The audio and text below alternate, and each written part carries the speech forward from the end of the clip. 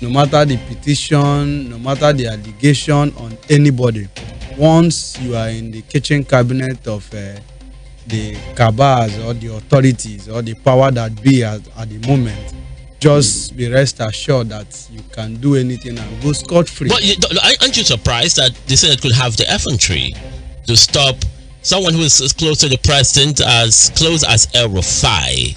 I mean, El Rufai was all over the place when the former CBN governor, Godwin Emefiele, held that the Naira a written script act by the you think all of senators is state managed? It's state managed and nothing more. We were here when during the time of Right Honorable Chibike Rotimi Amechi, when his name was sent to the Senate for screening. We saw a lot of petition by Livingstone Weche, the senators, going back and front and confirm El Rufai. The president did meet with the Senate president last night. Yes, they had a serious meeting.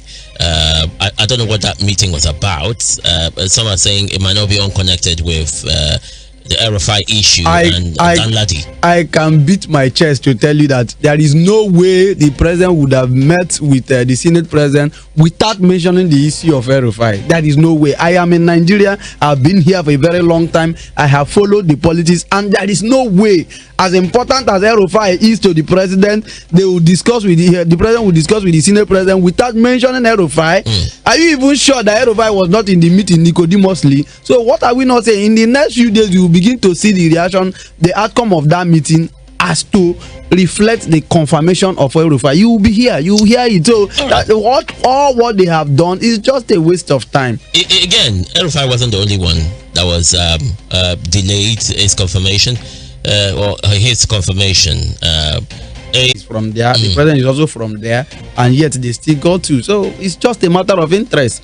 And the Constitution has been tailored in such a way that whoever the president likes, even if it's somebody not from Nigeria. But we must agree. We must agree that this has got to be the largest cabinet in terms of numbers in the history of Nigeria. 48 ministers. Never in our history was this practice. Aside I don't know about the military era. I'll dig in and check. I mean, this is the democratic setting. Both the military era, the democratic. This is the largest. But are they all going to be functional? Are they really going to be functional? Because I see it as another means of wasting the taxpayers' money. Because if you have what we have seen over the years from 1999 is just few ministry working, even with the list of 30-something ministers and what have you. I thought it's a working government. That's all. All right, a working government it will be. Ministers nomination, ministerial confirmation rather. Senator stopped El Rufai, Okotete, and Danladi's confirmation pending security reports. Now, when we talk about security report, the news. The rumor, rather, not news, we got was that the River State, former River State governor was supposed to have issues with security checks, but surprisingly, he was confirmed by the Senate. Yes, the former governor of River State, Ian Wike, has always been a lucky man. Lucky. Yes, I use the word lucky because the political dynamics of this season has been favorable to him. Ordinarily, what happened during the election is enough reason not to even forward the name of Ian Wike to the Senate. But because the man... By what happened, you're still an innocent person. So that statement of anything can happen and go away with it shouldn't come in. The issue of anti-party activities on the former governor of River State, that one is not an alleged. Okay. He came out to say, I'm not supporting my presidential candidate. And he gave a reason. And if you bring him to the studio again tomorrow, he will tell you that he did not support his presidential candidate. Yes. And it's enough reason for his party to raise petitions as to challenge his membership, even in court, or his name being sent to the Senate or what have you. But nobody is doing that. And even if you raise any petition in line with that argument, he will still go scot-free. That is why I say that the political dynamics of this season has been favorable to him. If his party, if his party raises a petition, do you think that the APC will? APC will not. They won't even look at them. They will laugh at them because the Wike has always been ahead of it. I'll give them that. But again, if you dig into the ethnic divide, the destruction that religion, ethnic bias had played into our system, you see a political party affiliation. Do not forget that political party affiliation. You will see the solution. You know, you might have a problem and you're looking at the solution without knowing it. If we throw out a lot of these attachments, Prince Abubu lives in Lagos for over 20 years. Prince Abubu should be allowed to be called a Lagosian. Musa Ahmed lives in Port Harcourt for 10 years. Musa Ahmed should be allowed to be identified as a River State person with the sit-at-home order to push for Kanu's release. The initiative was hijacked by criminal elements. Ask yourself, where and places any imaginary sit-at-home was observed. Let our people put on their thinking caps and resist these serial fraudsters whose sole aim is to exploit their undying love for Biafra and Nnamdi Kanu. Is this a welcoming speech? It's a welcome development. I saw his letters during the weekend and I was so happy about it. My wish was to see it manifest by Monday morning, which is yesterday. Nobody, I repeat, nobody has ever achieved anything from that seat at home in the whole of the Southeast. There are no way. It's more like a hunger strike. Yes. Prince. Yes. You don't hope to achieve anything from hunger strike other than empathy and the fact that if you feel saw $1 million bounty on the former governor of Rivers State and what have you, and these challenges has cost the Southeast people. It has sent them backward. You know, the Southeast used to be a glorious land. You know, it used to be where everybody wants to go. The Imo State is like it's a tourism. The Aba is like a Nigerian China. Even when you have what to buy around your street, your shoes and what have you, you assume that you are not buying it on a better price, or you are not buying a good one until you get to Aba, not minding the transportation, the hours you spend on the road and what have you. That's how the Southeast people, that's how the Southeast has been in the past. But of a recent, you see a lot of people retrieving their businesses, their families and what have you from the Southeast. And he's not speaking well of them at all. He's not really speaking well of them. I pray now that the new order is in town, they should please adhere to it. They should abide, listen to their leaders, and sit on a round table to fashion another exposed and a responsible means of agitating for whatever they want. The statement reads that from Ejiofor says that some of these mischief makers are calling for donation for a 2-week sit at home, calling for donation from all and sundry, from those in diaspora and within, to contribute. I mean, you sit at people at home. You're also asking them to bring money. These are people who do not go to their business shops, who do not go to their business places, who do not go to work. And you are telling them to please donate money for this cause, a cause that many feel has crippled the Southeast economically, crippled it. And you want money for what exactly? It's beginning to look as though some people are benefiting ostensibly from all of the happenings in the Southeast. Everywhere in the world, there are persons who are always rich, very rich, when there are issues in their states, local government, community, and even the country at large. There are some persons who will feed very fast, and I'm sure the sponsors of this sit at home, in fact, some of them are driving exotic cars. Some of them are now living in mansions. Some of them have bought houses in Abuja and Lagos. Because right from the beginning of this sit at home, even here in Obibo, go and investigate. Even here in Obibo, you see some group of persons organizing a contribution in the name of our leader, say, this is what we should be bringing every month. In the name of, say, so person say, this is what we should be. I mean, they are extorting themselves on daily basis. Even in Ikoku here, you see some group of people, you know, compelling some of the Southeast people who are lovers of IPOB or what have you, compelling their loved ones to contribute money for no reason. They are not seeing who they are contributing to. They are not sure if that order was coming from their leader. They are not even sure of whatever they are doing. But you see some people coming up almost every month to take a particular amount of money from them in the name of they are going to assist their leader, Nnamdi Kanu. And these people are using it. Those collecting it are using it to enrich themselves. And so I don't know, but Nnamdi Kanu need to constantly come on if he's given the opportunity, in whichever means that he's communicating to his people.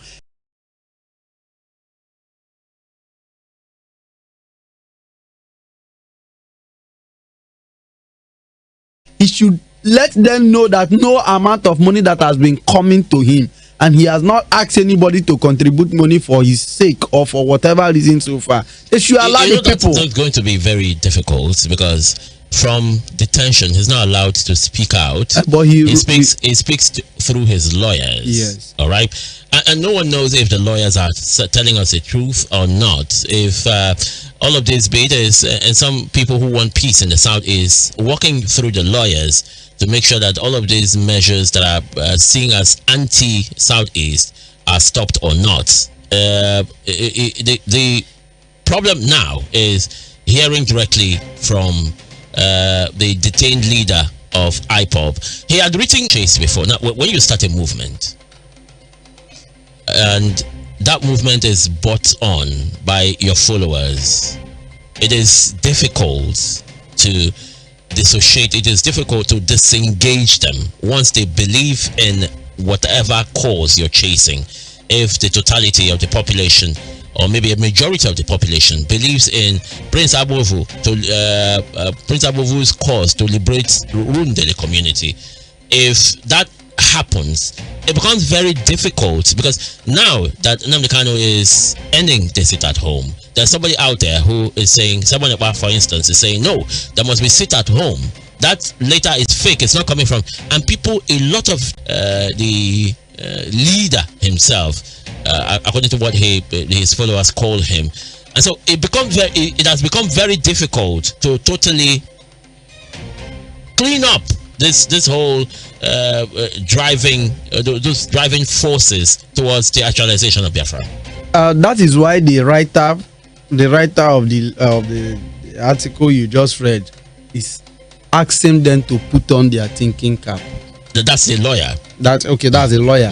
Is asking them to put on their thinking cap. Whether they are still in doubt if that letter came from Nnamdi Kanu or not, it is left for them. Has they given us Biafra? What has really changed?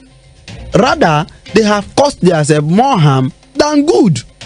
They should look around their environment. They will notice that some of them are no longer standing. They should walk around their states and confirm to themselves that some of the businesses they used to know, this shop used to be here, this woman used to sell this, is this still selling? Are they really losing or making profit out of this sit at home? So they need no prophet, they need no Jupiter, they need no Messiah to even write them a letter. Because I understood that some of these champions of the sit at home are even educated. Some of them are master degree holders, from what I have come to know of recently. They are not just all true. All right, we'll have a text message. This one here says, good morning, please tell your guests that later or the laters are not coming from Nnamdi Kanu. Even please, do you still believe that Nnamdi Kanu says so? Like staying in DSS. Okay, this is from Chris. Hello, good morning. Yeah, good morning. Good morning. What's your name? Where are you calling from? Yeah, my name is Honorable Chris. I'm calling from Port Harcourt. All right, Chris, please speak up so we can hear you. Honorable Chris, I'm calling from Port Harcourt. All right, go on. I greet your guests. Welcome. Morning, Chris. Good morning. Morning, Chris. Please, let me. I don't really understand what is really going on between this Nnamdi Kanu And the lawyers. and the lawyers. Okay. Do you remember when they attacked Ejimofo? The real gift. We're having issues with connections. It's Is the line not. better off? It's better now. Go on.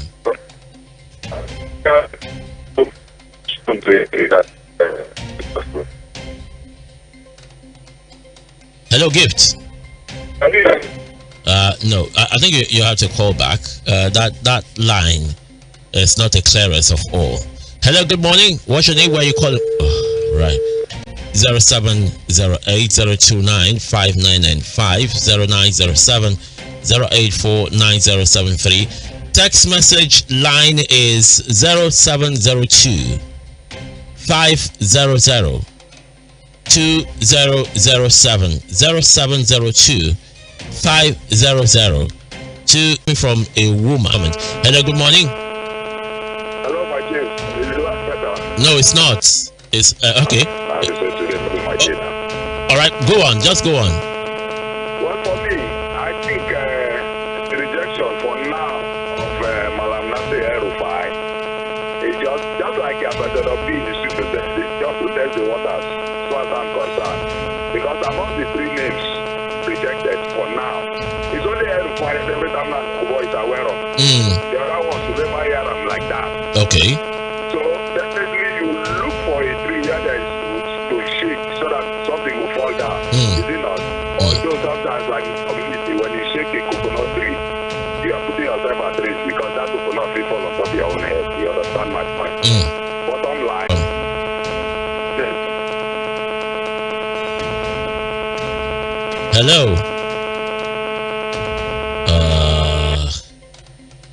I mean, what's going on with the lines today? Okay, so Cecilia's text message here. She says, "We know how that some people are benefiting from the sit-at-home order, and it will be hard for those people to hands off of their daily bread when orders are coming even directly from God." All right, so the Nigerian security agency is sweeping into action to see how they can fish out those who have held the Southeast hostage for a long time. Hello. Hello, good morning. Good morning. Okay, name is Tao from Parana. Your name is? T-A-N-U. All right, Tao, go on. Yeah, my concern is this sit-at-home in the East. But it's quite unfortunate that especially for these young boys, the youth from Igbo land, they still don't see it. I don't know if you an opportunity has been given now for calls.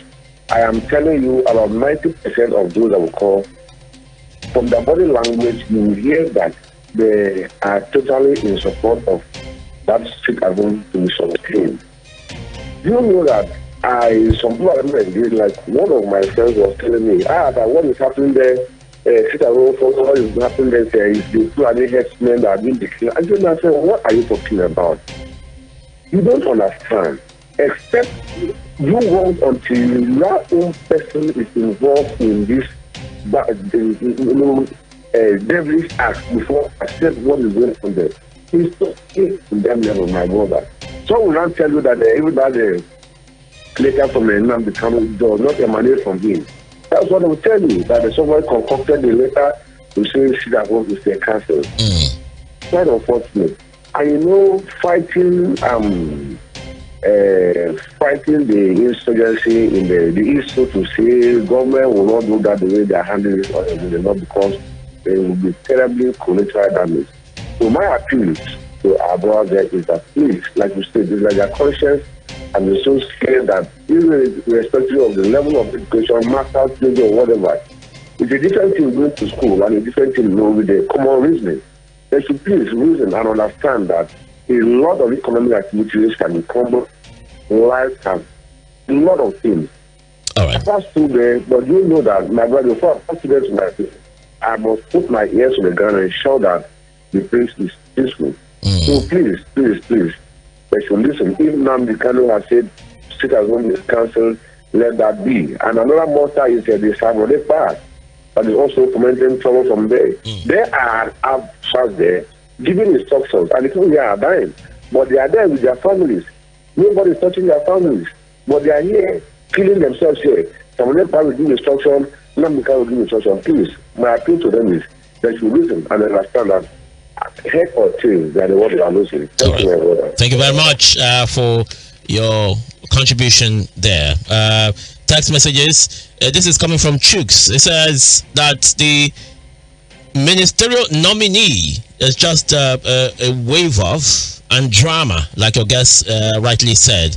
It is it's absolutely state managed. How can you not confirm El-Rufai, who is the foot soldier of the incumbent president? It's all a smoke screen. All right, from Chooks. Good morning. Hello. Good morning. What's your name? Where are you calling from? What's your name? Where are you calling from? Cheese, you're welcome. Cheese, can you speak up so we can hear you? Be sprightly this morning. Are you hearing me now? We can hear you loud and clear. Go on. Just 14. However, the Federal Ministry of Justice on Monday said the government had backtracked from going ahead with the contempt suit. The ministry, in a letter dated August 7, 2023, an address to the Nigerian Labour Congress through their counsel, Femi Falana-San, said the contempt proceedings filed against the progress for embarking. Prince, are we seeing a cat and mouse game here? The federal government and the labor unions, TUC and Nigerian Labour Congress. It's unfortunate. It's unfortunate that we keep taking 2 steps forward and 5 steps backward. How do you mean? Yes, I am not really happy with the labor union. Very painful. It's going to tell on us, but it's something we can endure. It's something we can endure and sustain just to get government to do almost all of these things so that we all can live in this country and proudly own it ourselves that yes, we are indeed proud of Nigeria. But every now and then, when immediately they step into the field, you hear that they have had a closed door meeting with the power that be, and the next few hours they are suspending the strike, as if it will be settled.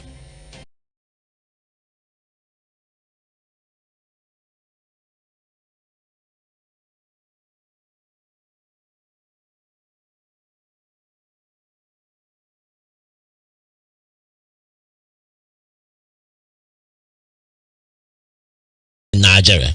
Yes, because the Labour Congress is being dominated by a lot of civil servants. I would say that's what it should be. Yes, I would say almost all of them are civil servants.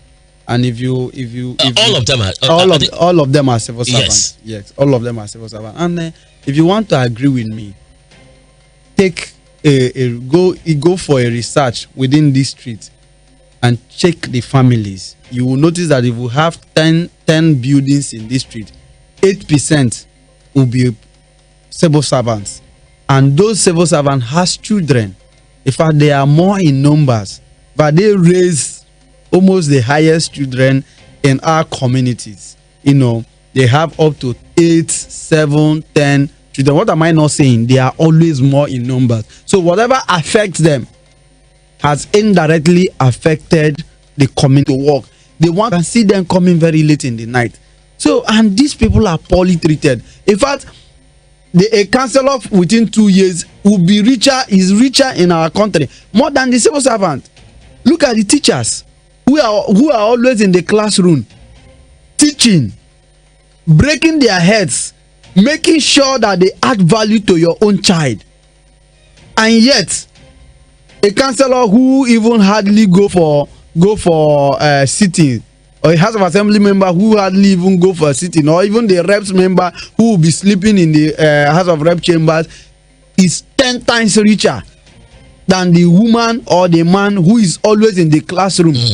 They are so poorly treated, and with me, I am very pained, and that is why I am not happy with them when they want to retrieve their strike. I'm not happy with them. In the issue of strike, don't you think that it's too early for us to boarding this administration with all of this demand from labor? That demand has been there before Tinubu came on board. Okay. That demand has been there, and Tinubu acknowledged the fact that he applied to do this job, and so nobody should pity him. And if we don't get it now in the morning, then they use night find black goat. This is the right time. He should realize that governance has started. Even when it does not have much to, as a watchers, I mean financial watchers, to execute some of these demands. They are approving a huge amount of money just to repair offices or to renovate offices for the Senate. Senate don't care that yet, so our president the country don't have a huge amount of money to take care of its people. But they are still demanding that their offices. I heard the Adams of Tremole demanding for television, AC, carpets. I mean, can't they afford that? And the teacher who hardly had 2 pairs of shoes, you don't want to attend to. You want to give him an excuse that the country has no money to. No. All right, it's too bad. Right. I am encouraging them to demand for their right and sustain the strike no matter how long. We are ready to support them till the end. In as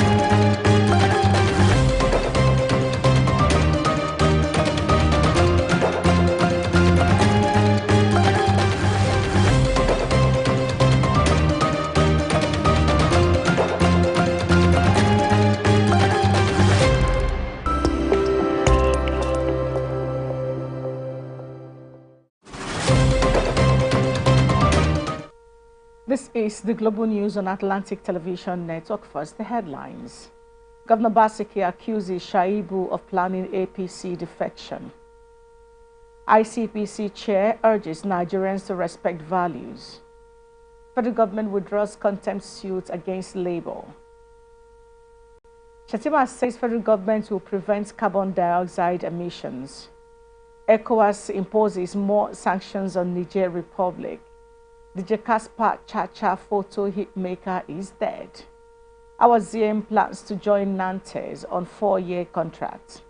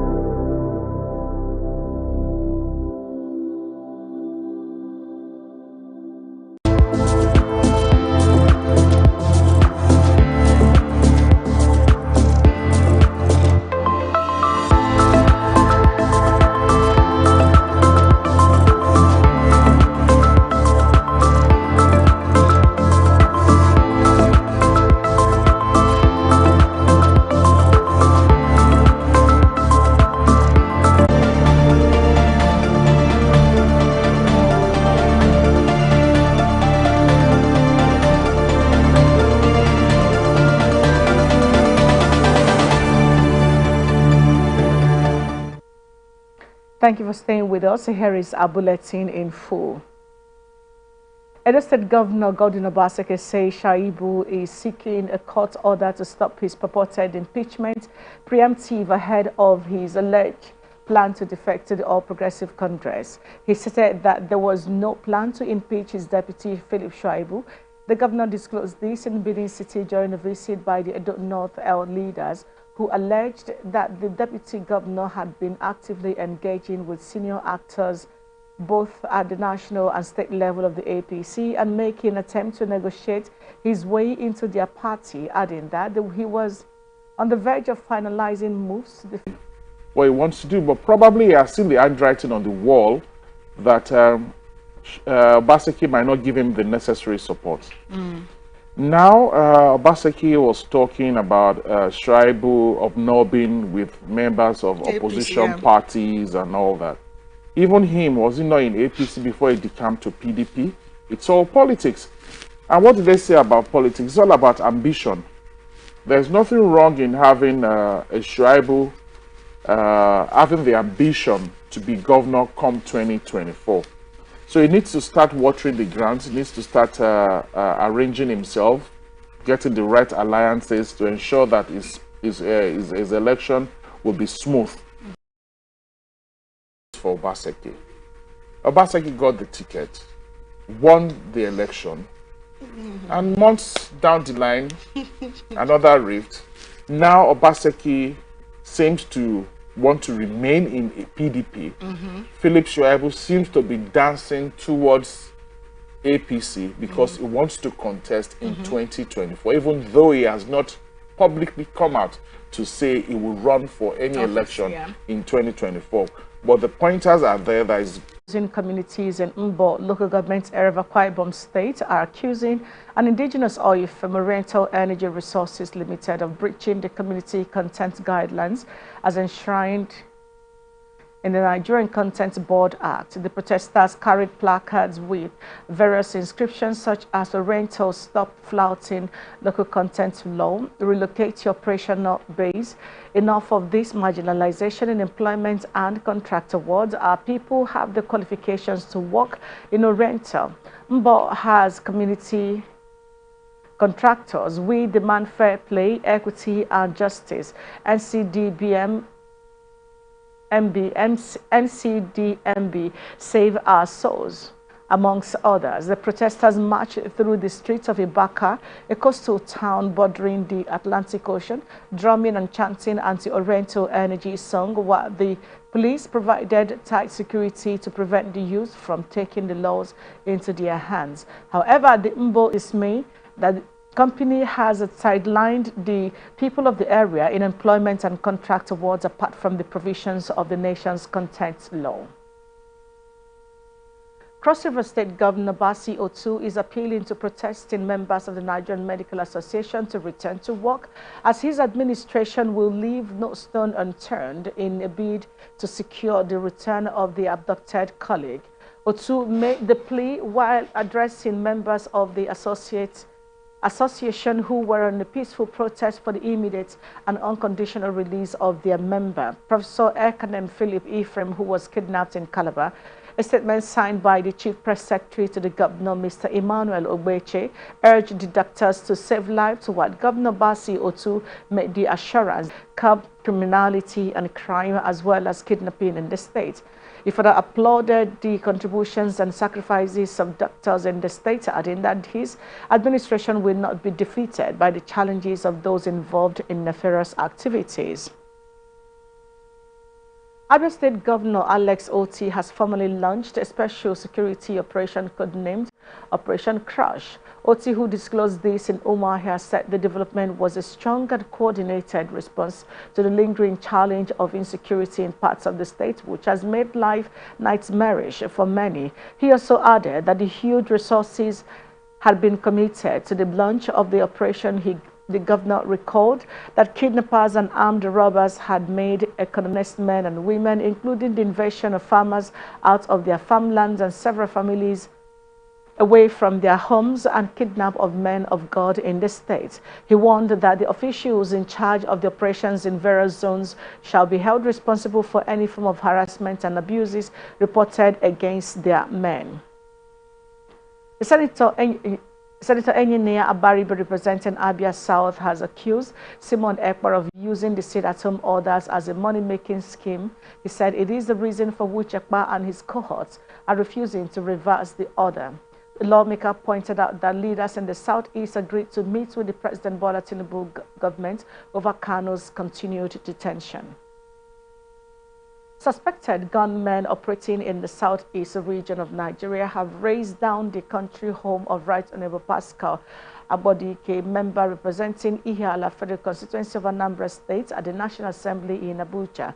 Eyewitness said the incident took place in the Abodike compound, the Unubahi village, Mbosi, a town in Ihiala, local government area of the state. While the lawmaker said the palatial bungalow was completely burnt and nothing was rescued. He also said he was not sure of who the arsonists were and called on the police and other security agencies to investigate the incident. Abodike was the immediate past deputy speaker of the Anambra House of Assembly. Police public relations officer in Anambra State Command Tochukwu Ikenga confirmed the incident. Lagos State Police Command spokesperson SP Benjamin Hundeyin in Ikeja says it has arrested a woman allegedly using her niece as drug courier. Hundeyin said that the suspect was arrested after her niece was found roaming the streets and was brought to the Penn Cinema Police Division in Agege. The divisional police officer consequently directed that the girl should bathe while the police would look for her parents, adding that while the girl was trying to bathe, the police discovered a substance suspected to be Colorado, which was planted in her panties. The image maker said that the girl would be handed over to her family, while the suspect would be prosecuted. Governor Seyi Makinde of Oyo State has constituted a 15-man committee to ameliorate the effect of removal of subsidy on premium motor spirit. Makinde, who disclosed this in a statement through his chief press secretary, Sulaimon Olaruwaju, said he has set up a committee for the sustained action for economic recovery. He also said the committee is meant to mitigate the effects of the removal of fuel subsidy and the resultant economic communities on citizens of the state. According to the statements, the committee is headed by the governor's chief of staff, Honorable Shagun Ogunwuyi, while Professor Musbahu Babatunde, Commissioner for Budget and Economic Planning, will serve as its secretary. Lawmaker representing Ogun West Senatorial District Solomon Adeola has vowed to fish out killers of his aide Olani Yesani, who was murdered by assailants. The spokesperson of the Senator Kayode Odunaro in a statement said the late Sani had called his wife to request a document while at a checkpoint in the Bega area of Lagos State. Odunaro said Sani, who became incommunicado afterwards, was later found lifeless with gunshot wounds at Toyota bus stop in the Oshodi area of the state. While reacting in a social media post, Adeola mourned the deceased, whom he described as a dedicated aide. The lawmaker, who is the chairman Senate Committee on Appropriations, also thanked Nigerians for condoling with him, while he demanded that the killers must be found. Nigerian Army says troops of one division have gone down 3 and recovered arms and other equipment in Chikun local government area of Kaduna State. A statement by Musa Yahaya, acting Deputy Director of Army Public Relations 1 Division, Nigerian Army, said the troops recovered 1 AK-47 rifle, 2 locally fabricated AK-47 rifles, 7 AK-47 magazines, and 8 motorcycles during the operation. The statement also said the General Officer commanding Division Nigerian Army and 4 Commander Operation Wild Punch, Major General Barr Alabi has commended the successes recorded by the gallant troops and charged them to continue the tempo and aggressiveness until all criminal elements are completely eradicated. National Drug Law Enforcement Agency in Gombe State Command has between January and July arrested 214 suspects for drug-related offenses. The NDLA operatives also seized 93.95 kg of psychotropic substance and methamphetamine from the suspect. The agency states Deputy Commander on Narcotics, Mr. Bello Mumuni, disclosed this at a program organized by the Association of Professional Counselors in Nigeria on a paper he represented titled Drug Abuse Situation in Gombe State.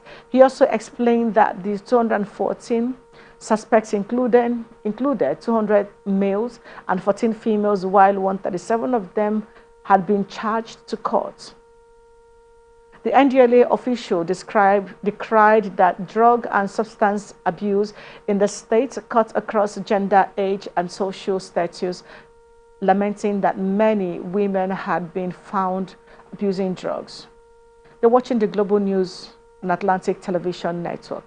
Ahead of the November 11 governorship elections in Bayelsa, Imo, and Kogi states, the People's Democratic Party has constituted a special national media and publicity committee to sensitize the people to the party's policies. And a statement by National Publicity Secretary of the party, Debo Ologunagba, is pursuant to Section 40, subsection 1A, B, and C, Section B and C, subsection B and C of the PDP Constitution as amended in 2017, and its role is to liaise with the various campaign councils and committees for the elections to ensure effective media and publicity actions for the victory of their party in the elections. The committee, which will be chaired by Ologunagba, has Richard Ihediuwa as secretary. The party has urged its members in the 3 states to ensure victory for the PDP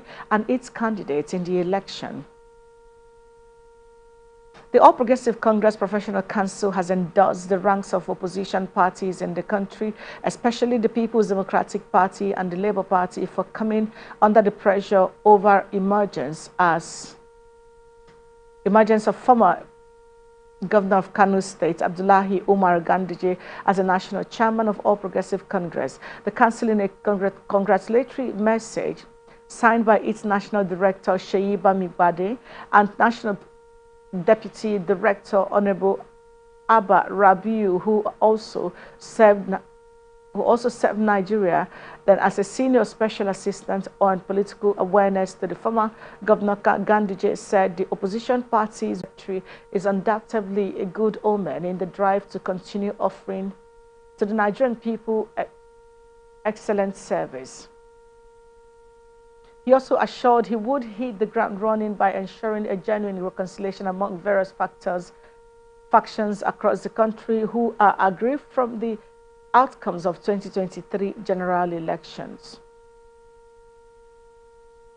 The immediate past Minister of Works and Housing, Kayode Gbaitokun, seeking an urgent probe of the baseless and defamatory allegations that he was involved in drafting the judgment for the presidential election petition tribunal judges. Mr. Fashola, in a petition addressed to the IG by his solicitors, Prowry Terrace solicitors, urged the police chief to launch, as a matter of urgency and seriousness, an investigation into the said malicious publications with a deed to clearing his name and setting the record straight. This is coming after Fashola had denied the allegation, as he called on secretary agencies to take action against those responsible for spreading the fake news. He clarified that he had been away from He condemned the individuals behind the allegations, tweets, and online reports with the management of the microblogging sites, now Twitter, now X, and the National Communications Commission. The federal government has withdrew withdrawn its contempt suit filed against leaders of the Nigerian Labour Congress and the Trade Union Congress for organizing a nationwide anti-subsidy protest on August 2nd, 2023. The suit withdrawal is coming 5 days after the Federal Ministry of Justice sued the organized labor leaders for allegedly disobeying a court order barring them from leading the nationwide protest, despite the National Industrial Court's order stopping the organized labor from going on strike. A human rights lawyer and counsel to the organized labor, Femi Falana, insisted the union should proceed on the protest. In a statement signed by the Permanent Secretary Beatrice Jedi Agba, stated that the ministry filed the contempt proceedings before the interventions of the President and the National Assembly. The letter addressed to NLC's counsel, Femi Falana, said the attention of the Federal Ministry of Justice has been drawn to the communique issued by the Nigeria Labour Congress on 3rd August 2023, wherein NLC announced the suspension of its nationwide protests and criticized the contempt summons issued by the National Industrial Court, amongst other issues. The Federal Ministry of Justice says the court order issued against the Nigerian Labour Congress and Trade Union Congress of Nigeria has been overtaken by events, therefore ineffective. While reacting to the development and Atlantic blowouts, public affairs analyst engineer Wanode Wosu has faulted the federal government for filing a lawsuit that was not necessary in the first place. I think that lawsuit was not necessary at all. I don't know why some persons feel that probably, okay, you want to please my principal or you want to please Mr. President, and it's not necessary. You yourself that is instigating the suit, someday maybe because if the strike goes on, you know the damning effect on the economy. Remember when Obasanjo was the president and Oshomole, they had the issue. We know how long lengthy that strike was, and we can tell you about the effect of that in our economy. So something I would say, so because what I have noticed in this country, the government, both state and federal government, what they listen to more is when there is strike. Okay. But even if strike is not probably for me, it's not the best option to resolve these issues. But when strike is on the go, you find out that everybody is okay. Let's listen to them. But what do you do to avert that strike? Like what energy? Like I will say it again on national TV. I'm a petroleum engineer. That would impact negatively on Nigerians. Okay, so I think it's based on filing, right? The judge coming out to say, as a lawyer, there are things that are meant to be filed after one proceeding has been filed. I can't, speak as a lawyer, but my history on international law, I am privy to like the proceedings that go. Section 48 and Section 49 needs to be filed like 2 days after, right, for a complaint to burn. So the judge overruling, this case based on it's not being filed after 2 days, I think is a good flaw. But again, I just want to call on the presidency, the government and all. Let's make sure we have interactions with the NLCs like before any policy is being made, because again, who suffers the ripple effect of any policy that is being dashed out is the people, which I didn't even see them being dragged to the court for anything, because of course they were standing on their acts, as the labor Independent Corrupt Practices and Other Related Offences Commission says it is investigating allegations of corrupt and abuse of office against immediate past Attorney General of the Federation and Minister of Justice Abubakar Malami. A statement signed by the petition registrar HS Foloranmi on behalf of the ICPC chairman, Professor Bolaji Owosanya, said in response to a petition filed by the Human and Environmental Development Agenda, accused the former AGF of corruption and high-handedness. It also alleged that the AGF also authorized the sale of these vessels by companies under EFCC prosecution for similar offense of illegal bunkering, and this action was admitted by the AGF through his media assistant, pleading presumption of innocence on the part of the accused in a case being prosecuted by the federal government through the EFCC. The Presidential Amnesty Program has faltered activities of some mischief makers who are spreading falsehood against the interim administrator of PAP, Major General Barry Ndiomi, retired Special Assistant Media PAP, Mr. Preston Akbo, in a statement in Abuja, urged the public to disregard false allegations being peddled by some faceless people while urging anti-graft and related agencies to investigate the PAP over an alleged corruption and imputing fraud in the disbursement of funds to the PAP cooperative. The PAP therefore wished to call on the security agencies to arrest those spreading falsehood to undermine the peace in the region, adding that PAP will also not hesitate to bring charges against those who employ such falsehood in order to defend the chief executive and hard-working staff of the program. Meanwhile, a Niger Delta group under the auspices of the Niger Delta Integrity Group said that it has come to their knowledge that certain self-seeking individuals who are lobbying to snatch the top job of the Presidential Amnesty Program are responsible for spreading falsehood against the leadership of the program. The convener, Dr. Boma Hosfor, while reacting to the development in a statement in Abuja, said the allegations of massive fraud in the PAP, as reported by some sections of the media, were unsubstantiated and is inconsiderately geared towards bringing up on the national ethics and integrity policy, said that citizens must respect the laws of the land, keep their words, do their duties with diligence, respect and value other human beings. The citizens must not get involved in stealing from the government, cheating others or any form of deception, but require intentional efforts to turn things around. Owasanya said the ICPC has designed many programs and initiatives to bring about behavioral change in the society. He advocated for national values curriculum for teaching of positive values to pupils and students in primary, secondary and tertiary institutions, and ethics and integrity compliance scorecard for MDAs.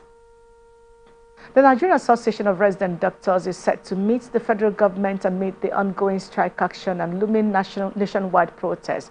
The NAT President Emeka Orji, who disclosed this in Abuja, said the outcome of the meeting would determine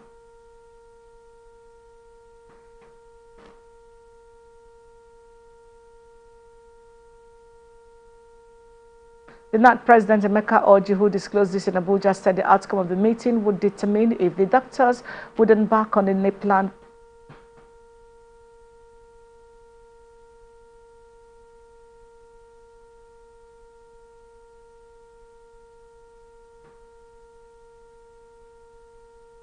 The senior pastor of Fountain of Life Church, Pastor Taiwo Odukoya, is dead. His demise was confirmed via the official Facebook page of the church. The church disclosed that the cleric died on Monday, August 7th in the United States of America. His burial will be announced later by the family and the church. May his soul rest in peace. You're watching the Global News on Atlantic Television Network. We'll be back after the break. Hey, welcome to the StarTimes 35th anniversary celebration. To say thank you to every StarTimes family for being an integral part of our journey, StarTimes has decided to give you a price slash on decoders. Yes, we are slashing the price of our antenna decoder from 8,900 naira to 7,500 naira and the dish decoder from 13,300 naira to 9,900 naira. But that's not all. Existing subscribers can recharge for 2 months on their current bouquet and get upgraded to the next higher bouquet. And if you recharge on the classic or super bouquet, you will receive a fantastic reward of extra 15 days of free viewing. You can enjoy our top local and international content. So what are you waiting for? Quickly visit any StarTimes outlet around you to recharge or buy your decoder between June 12th to August 31st to enjoy this fabulous offer. Wow! Yay! Let the celebration begin! StarTimes, entertain your family.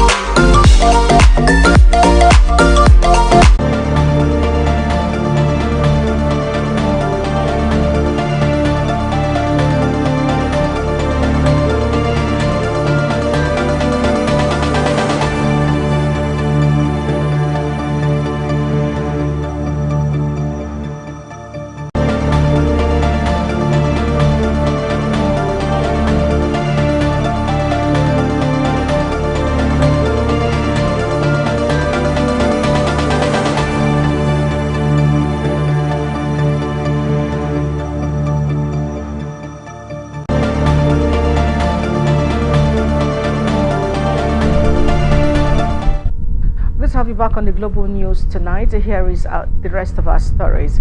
The Senate has confirmed 45 of the 48 ministerial nominees presented by President Bola Tinubu.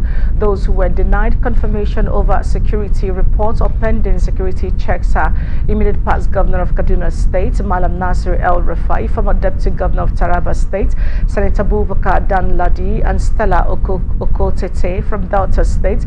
They had petitions against their nominations. Senate President Godswill Akpabio said the Senate did not clear them because of security reports that must be cleared. However, the senators confirmed the immediate past governor of Rivers State, Yesom Wike, deputy majority Senate leader and former governor of Ebonyi State, Dave Umahi, former minister of State Labor and Employment, Festus Keyamo, among several others.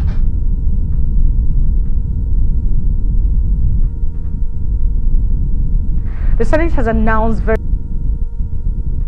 the committees will also serve as a legislative organ to investigate any activity or occurrence that requires it to do so for the best interests of the citizens and the nation at large.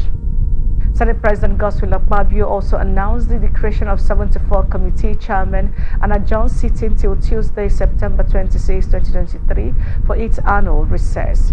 Our National Assembly correspondent Rotimi Adewuyi reports. Plenary was forced to stretch into the late hours on Monday. The Senate was able to clear its table for the majority constitutional role of confirmation of the President's ministerial nominees. The Senate, in fulfilling this important role, start on Friday, Saturday, and Monday, days which are not familiar to their weekly sittings. Within these days of the plenary, the Senate was able to screen 48 nominees and confirm 45 of them, leaving the remaining 3 nominees due to unavailability of their security clearance from the Department of State Services, DSS. The nomination of Festus Keyamo, Senior Advocate of Nigeria, representing Delta State, is hereby confirmed as the Minister of the Government of the Federal Republic of Nigeria. Distinguished colleagues, let me appreciate your patience, doggedness, your resilience, your patriotism, and your nationalistic tendencies. And just to mention that for the avoidance of doubt, the Senate has so far approved and confirmed the nomination of about 45 ministers out of the total nominees of 48 ministerial ministers sent to us by the President, Commander-in-Chief of the Armed Forces of the Federal Republic of Nigeria. The others are still awaiting security clearance. The Senate President also read out a list of various committee chairmen. The committee have the role of studying and researching bills, motions, and other legislative proposals referred to it and report its findings to the whole chamber, among other duties. Chairman and the Distinguished Senator Karimi Sunday as Vice Chairman. Committee on NDDC, There is Niger Delta Development Commission. We have distinguished Senator Asukwo Ekpeyong as chairman, and we have distinguished Senator Darlington Mukocha as vice chairman. Committee on Agriculture. Vice President Kashim Shettima says federal government will prevent over 15 million tons of carbon dioxide emissions in 1 year. He disclosed this at a one-day workshop organized by the National Council on Climate Change with the theme Unpacking the Outcomes of the 58 Sessions of Subsidiary Bodies of the United Nations Framework Convention on Climate Change, organized by the National Council on Climate Change. Shettima, who was represented by his Deputy Chief of Staff, Senator Ibrahim Hassan, noted that Nigeria is on course to achieving the nationally determined contribution target, adding that the expectations will include increased climate action on many fronts, particularly increased and available climate finance. The Vice President noted that with concern the lack of progress on the mobilization of the $100 billion meant for adaptation financing by 2020 pledged by Western countries since 2009 at COP15, noting that the loss of and damage agreements which provided hope for many low-income countries bearing the brunt of climate change must be finalized. In view of the economic hardship occasioned by the fuel subsidy removal policy on economy, and economists and financial experts have advised President Bola Ahmed Tinubu to reduce personal and company income taxes. An accounting on financial developments done at Leeds City University, Ibadan, Professor Godwin Oyedokun, who disclosed this in Ibadan, said as a solution to Nigeria's economic woes, fuel pump prices increased to over 600 per litre upon the petrol subsidy removal by Tinubu's government, while June's inflation went up to 22.79% with the hike in transportation, food and service prices. Oyedokun said the government should temporarily work towards increasing Nigeria's disposable income by reducing personal income tax. World Bank Clean Technology Fund and the Dutch Corporation are to finance the $338 million solar power project in Nigeria and other countries in West Africa. Parties in the deal are providing the fund to support the implementation of the regional off-grid electricity access projects for countries under the Economic Community of West African States. A statement from ECOWAS in Abuja said it had engaged a consortium of firms to provide technical and financial assistance to companies in the off-grid solar PV sector and financial institutions in the 19 project countries as part of measure to implement the ROGEP project. It said the support was not only to the private sector but also to commercial banks and microfinance institutions in the countries covered by the project. Nigeria and Niger Republic trade risk $226.34 million loss following the border closure between the two countries. The recent border closure by Nigeria with Niger following a military takeover that overthrew President Mohamed Bazoum's democratically elected administration is negatively affecting the trade between both countries. The acting Comptroller General of Customs, Bashiru Adeniyi, said that because of current conditions in Niger, the borders had been blocked, with certain locations becoming off limits to travel, adding that the decision was taken by the Economic and Community of West African countries. The trade was not at risk following Nigeria's deteriorating relationship with Niger, and the military junta in Niger cut ties with Nigeria, France, and other countries after the peace talks with the Economic Community of West African States failed.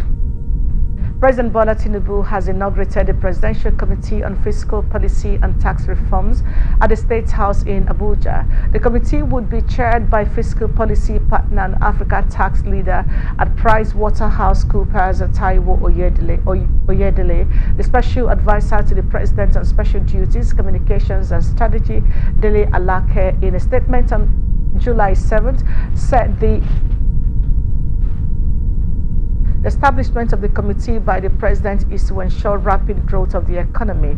The committee comprises experts from both the private and public sectors and will be responsible for various aspects of tax law reforms, fiscal policy design, and coordination harmonization of taxes and revenue administration.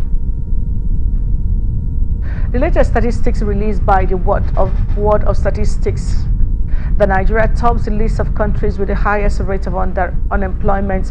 Nigeria led with 33.3%, followed by another African country, South Africa, 32.9%, and Iran, 15.55%. The lowest rate of the employment, according to the report, were in countries like Qatar, 0.1%, Cambodia, 0.36%, and Niger, 0.5%. According to the National Bureau of Statistics, the unemployment rate in Nigeria increased to 33.30%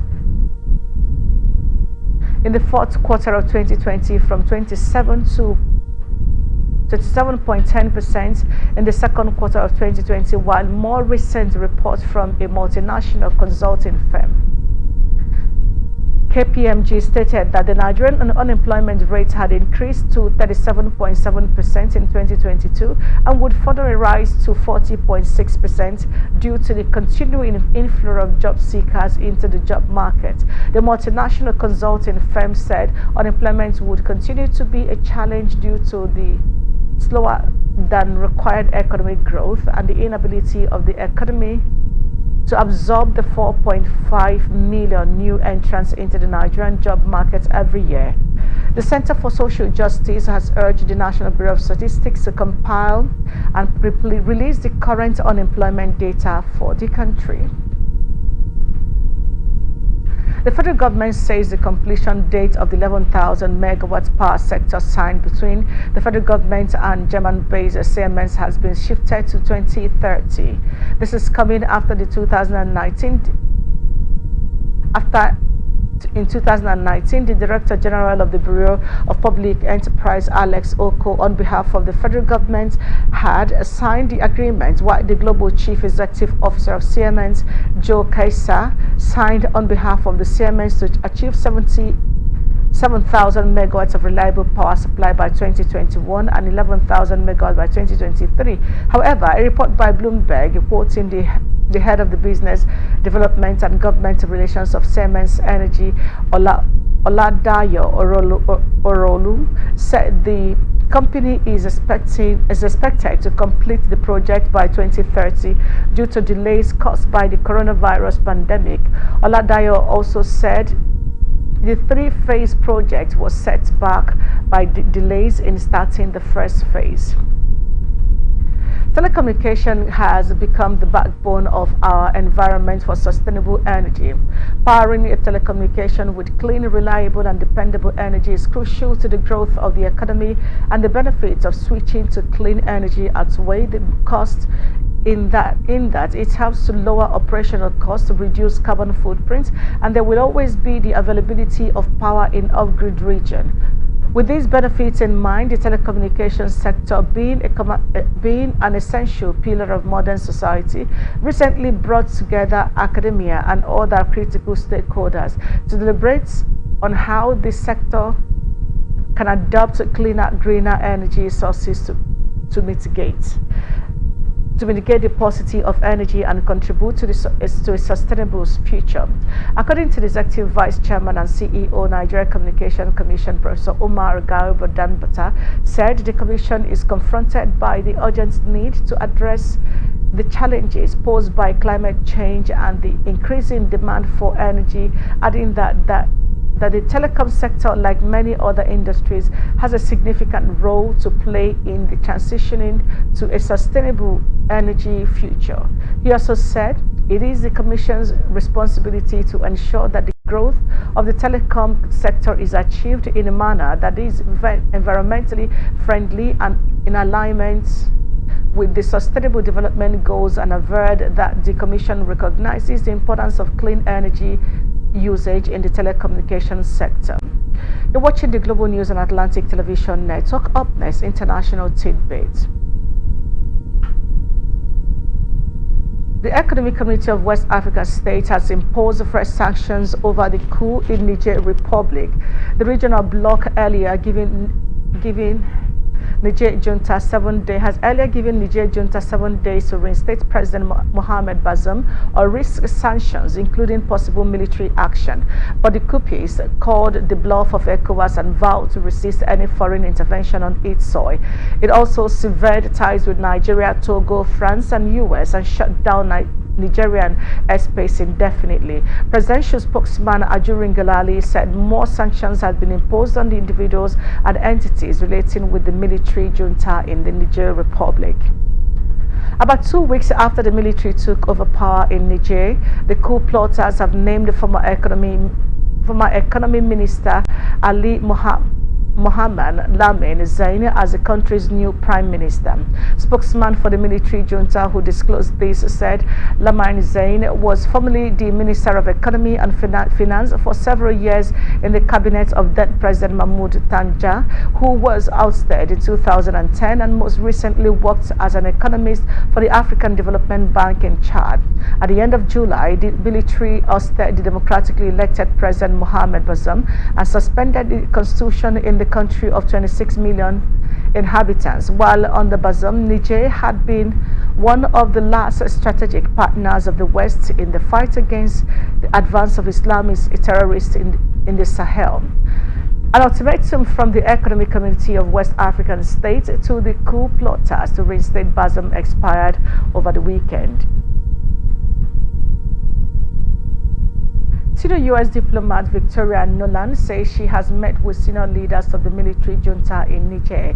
The U.S. State Department confirmed the development, and Nuland, the acting Deputy Secretary of State, traveled to Niamey to meet with the Armed Forces new Chief of Staff General Moussao Salau Bamou and 3 other members of the military junta. She expressed Washington's grave concern regarding development in Niger and their resolute commitment to supporting the democracy constitutional order.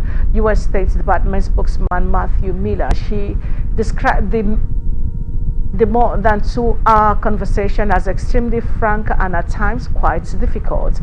Chiani, the commander of Niger's presidential guard, then claimed power as the country's new ruler while he and his group of officers suspended the institutional and dissolved all constitutional institutions.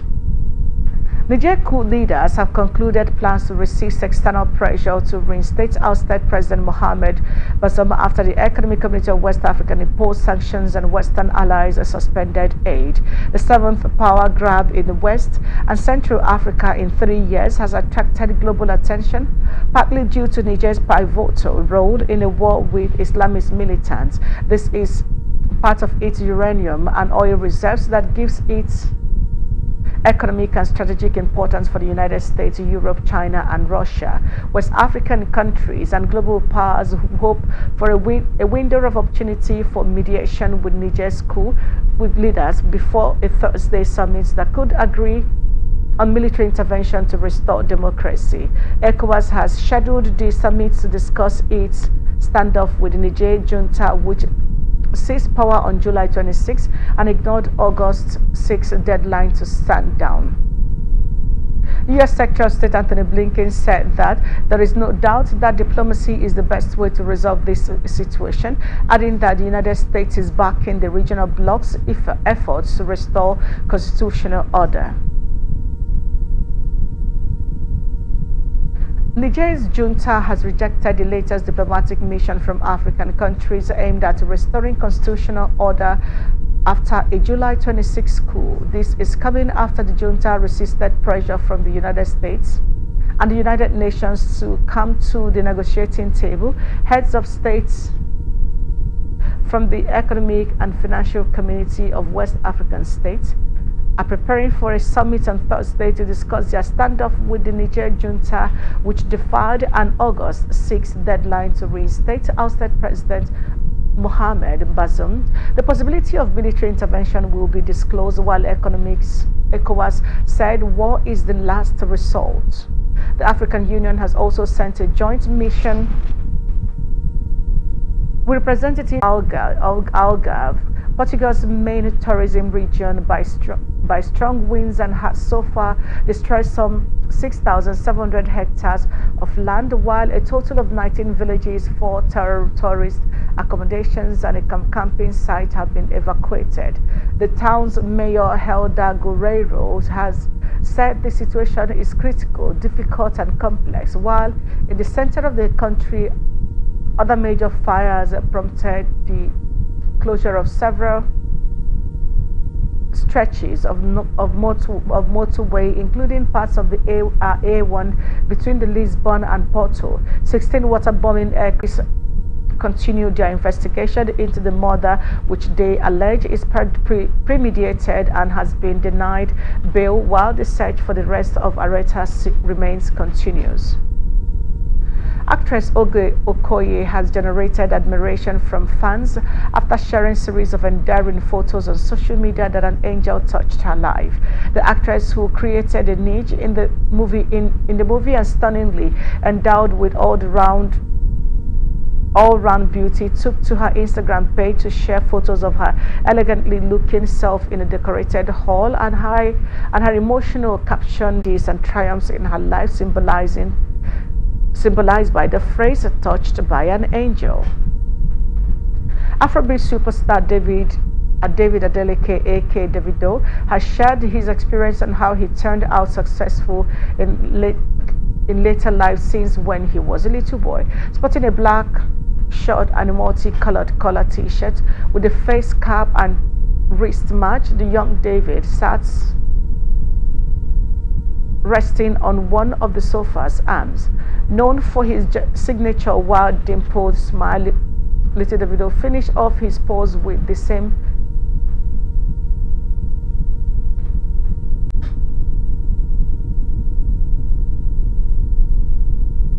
family of DJ Casper, best known for the hugely successful dance hit The Cha-Cha Photo, has been confirmed dead at the age of 58 years. The US MC and songwriter, real name Willie Perry Jr., topped the UK singles chart with the song in 2004. The Chicago-born star, who also created its accompanying dance, had been diagnosed with kidney and liver cancer in 2016 and had treatment. He was confirmed dead by his 5 pre-season appearances, playing up front, on the wing, and as a number 10. Chelsea lost much of their attacking identity after he went off against Dortmund, and Pochettino had hoped he would make a swift recovery. Agreement with his Portuguese club Boa Vista. It will be Awazem's second stint with the Canaries after his loan spell in the 2017-18 season, and his arrival will also increase the number of Nigerians at Nantes to 2, with winger Moses Simon already part of the squad. The versatile defender spent last season on loan at Croatia club Hajduk Split and has also previously played for clubs in Spain and Turkey. Former Manchester United captain Gary Neville has predicted that Arsenal will win the Premier League title this season. According to him, Mikel Arteta has shown real intent in the transfer market and feels they will get better.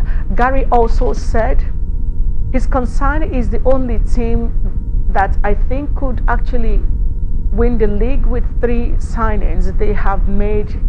They are going to be better. The Gunners finished in second place behind the City despite being top of the table for over 240 days.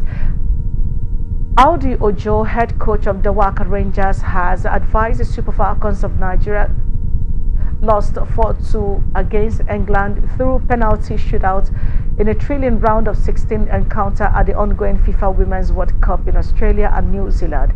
He said before the round of 16 clash, the Super Falcons had finished in second place in Group B with 5 points, behind leaders Australia, ahead of Canada and